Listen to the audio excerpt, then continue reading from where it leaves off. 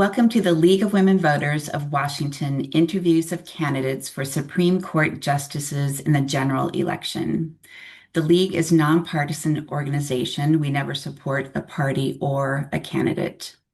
My name is Wendy Staley Johnson, and my guest is Ian Birk, who is running for position 4 on the Washington State Supreme Court. We are asking all candidates for this office the same 4 questions. Each candidate has up to 90 seconds to answer each question, and the answers are timed. This video of candidate Birk's responses will remain on our website until after the general elections on Tuesday, November 3rd, 2026. Candidate Birk, thank you very much for agreeing to this interview and seeking to serve in public office. Our first question is, what are the benefits of being or not being a judge before running for the state Supreme Court? I think the benefits of being a judge beforehand, especially for the state Supreme Court, is knowledge of appellate practice and procedure and knowledge of the kinds of cases that come before the Washington appellate courts. As a judge at the Washington State Court of Appeals, I'm the first stop for most such cases before the Supreme Court decides to review them or not. Coming in as an experienced appellate judge and before that in my career as an experienced appellate lawyer, I understand the significance of appellate decisions, how to determine when they should be written broadly, when they should be written narrowly based on the nature of the decision under review. And then it's also significant coming in as a judge to have background in the Supreme Court's role as the regulator of the third branch of government and the administrator of the practice of law and the administrator of Washington courts. Finally, I'll put in a plug for having a practice background and, what's the benefit of not being a judge? That allows a level of detachment, allows a level of perspective from outside the judiciary, and is a reminder that we can always learn from people who have a different point of view from our own. Thank you. Our next question is, how would you approach a case in an area of law with which you have no knowledge or experience? I love this question, and I could talk about it for a very long time. I did this a lot in my practice 20 years as a civil litigator because I did a very wide variety of cases, and I frequently was having to learn a new area of law just in my practice.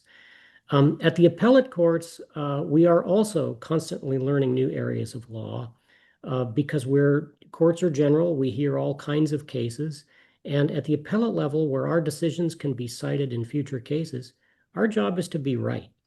So how to go about that? I believe it's important to understand not just what the rule is in a given case, but why that's the rule.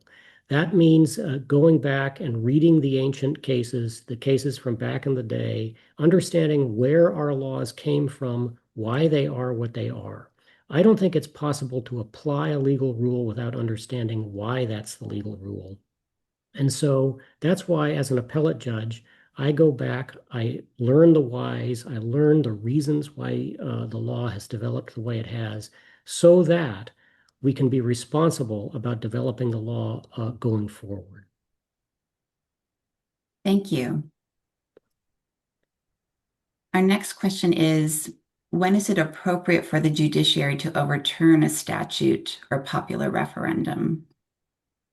In short, when and only when a statute or referendum is unconstitutional. The job of the judiciary is not to set policy. The job of the judiciary is to support the state constitution and the federal constitution and to evaluate legislation against constitutional norms. If we go too far, for instance, I often think of the Affordable Care Act, which delivered health care to millions of Americans who didn't have it beforehand, but survived the United States Supreme Court by just one vote, right? If we go too far, we are undermining a different constitutional value, which is that of democratic self-government. So this is a lot of the reason why judges don't take sides on policy issues, why we don't take sides on matters that could come before the court, because we're looking at legislation from a constitutional perspective We're looking at constitutional rights that endure over time, and we need to uphold those rights while simultaneously recognizing the right of the people through their elected representatives or through their votes to make policy within constitutional guidelines. So in short, our job is to support the Constitution. We can overturn legislation when it's unconstitutional and not when it's not. Thank you. Our final question is there a judge or justice in history or today who you most admire and why? I have been asked this a lot on the campaign trail, and I'm going to come back to the answer I have come back to over and over, and that is Justice Ketanji Brown Jackson of the United States Supreme Court. I think Justice Jackson has been a breath of fresh air at the nation's highest court in focusing on the practical consequences of appellate decision making. I think Justice Jackson is speaking really more than any justice at the court to what is the effect that this ruling is going to have on the people, on society, and on the operation of American government.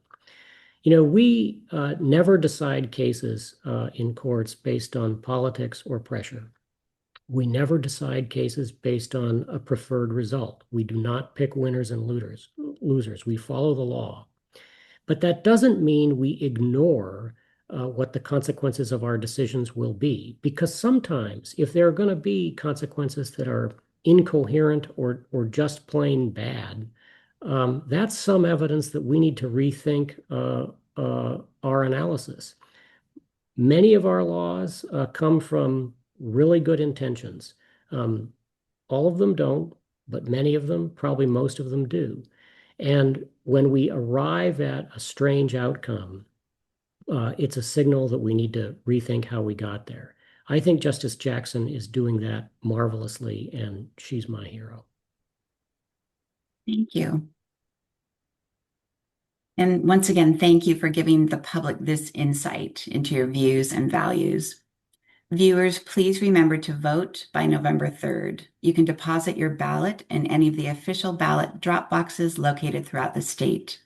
If you prefer to mail your ballot, it must be postmarked by November 3rd to be counted.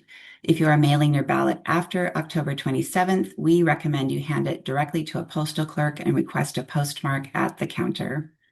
You may also return your ballot in person at any county auditor's office. When in doubt, always use a drop box. A complete list of drop box locations is included in your voter's pamphlet. Voters can find additional information about these and other candidates for state and federal offices by visiting vote411.org. This concludes our candidate interview.